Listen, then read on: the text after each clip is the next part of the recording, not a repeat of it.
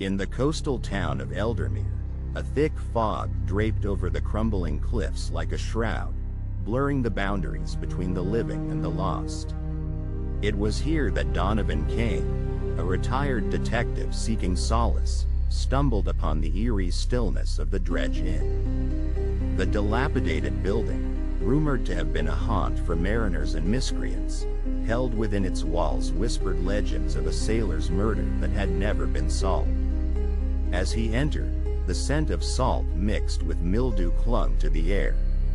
A flickering lamp bathed the foyer in a ghostly glow, revealing faded photographs of the inn's patrons long gone and the dimly lit bar where shadows danced unnaturally. A nervous barkeep, Lena, recounted the tale of a stormy night nearly 60 years ago when the tempest's howl was matched only by the agonizing cries of a man, Thomas Rook, found lifeless, his body marked by an insidious symbol etched into his flesh. A swell of unease gripped Donovan, hinting at buried secrets waiting to rise anew. Lena's eyes darted toward the entrance as if expecting someone. They say the inn is cursed, that it remembers too much of what's hidden beneath the waves. Uneasiness nestled into Donovan's chest. Could the clues lie in the very air of Eldermere, thick with the weight of old grief? That night, as he slid into a restless slumber, echoes of the past clawed at the recesses of his mind, intertwining his dreams with visions of Rook's anguished face and a luminous symbol glowing in the abyss.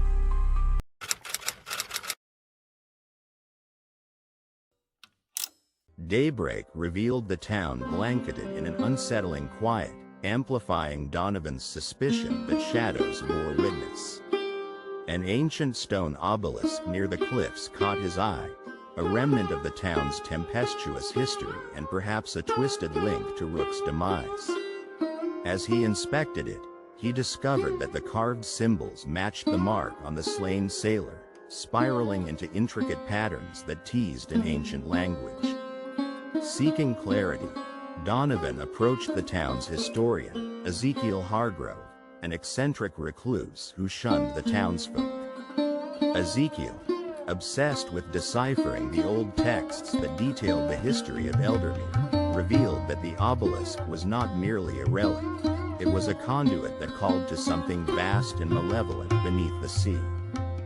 Shadows seemed to coil tighter around the room as he spoke.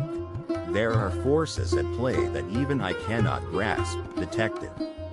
Rook's death was but a fragment of a darker narrative woven into the very fabric of Eldermere's existence. In that moment, paranoia gripped Donovan. Were those in the inn hiding something deeper, luring him toward his own demise?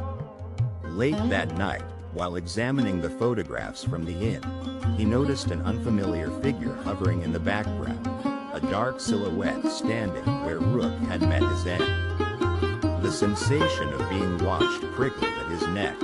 As whispers trailed through the corridors of his mind, Donovan felt his grip on reality loosen, sending him spiraling into a cosmic dread. What truth lay hidden, waiting to ensnare him?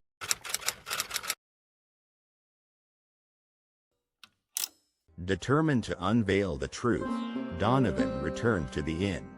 The fog was denser now, the air thick with impending doom. Lena seemed increasingly agitated, her gaze flitting nervously toward the door.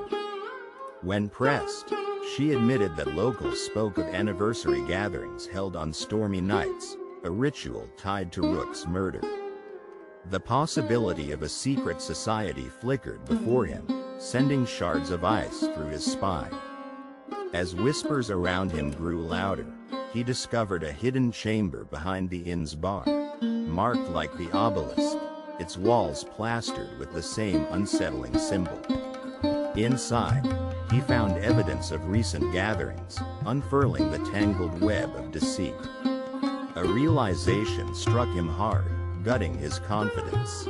When Lena entered, he confronted her, revealing the photographs, the gatherings, but she was not alone.